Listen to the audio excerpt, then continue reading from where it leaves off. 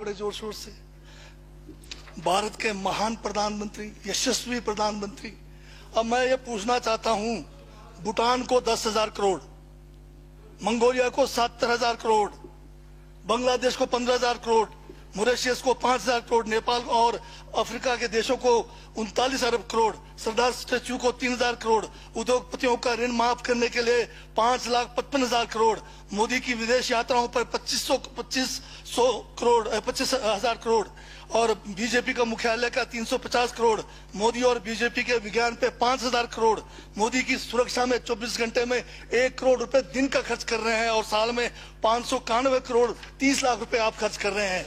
और पिछले 5 सालों में कुंभ के मेले में 15,000 करोड़ और यूएसए के प्रेसिडेंट ट्रंप को नमस्ते करने के लिए 100 करोड़। तो ये यशस्वी प्रधानमंत्री है क्या? इस किस्म के प्रधानमंत्री को यशस्वी कहेंगे?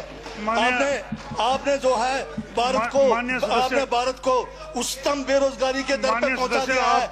आज विश्व में भारत जो है भूखमरी में बांग्लादेश से भी नीचे है, आज पाकिस्तान से भी नीचे है। जिस देश में 25% जो है रात को भूखा सोए, उस देश का प्रधानमंत्री यशस्वी है क्या? जिसने देश की आर्थिकी को बिल्कुल नीचे कर दिया, छिन भिन कर दिया, जिसने जीडीपी खत्म कर दिया, जिसने नोटबंदी में लोगों को जो है नोटबंदी के तहत जो है लोगों को मरवा दिया, जिसने नौकरियां खत्म करा दी, जिसने महंगाई चरम पे पहुंचाई, जिसने पेट्रोल 100 रुपए कर दिया, डीजल 100 रुपए कर दिया, क्या वो यशस्वी है? क्या उसको यशस्वी कहेंगे आप? यशस्वी प्रधानमंत्री है आपका, जिसने भारत के सैनिकों को शहीदों की संख्या पिछले 30 सालों में सबसे ज्यादा है। क्या ये यशस्वी प्रधानमंत्री है?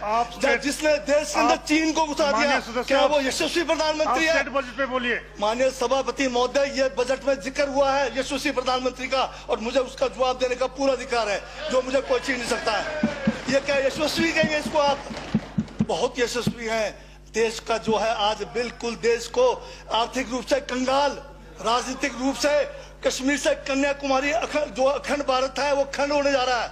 हिंदू मुस्लिम कर करके आपने जो है इस देश की जो है ऐसी तैसी फेर रखी है। और अब जब मैं कह रहा हूं तो आपको तकलीफ हो रही है। आप बताइए क्या तकलीफ की उसमें है? आप अब दादा अभी लाल किला आपने बेच दिया, रेलवे स्टेशन आपने बेच दिया, एयरपोर्ट आपने बेच दिया। यशस्वी प्रधानमंत्री है।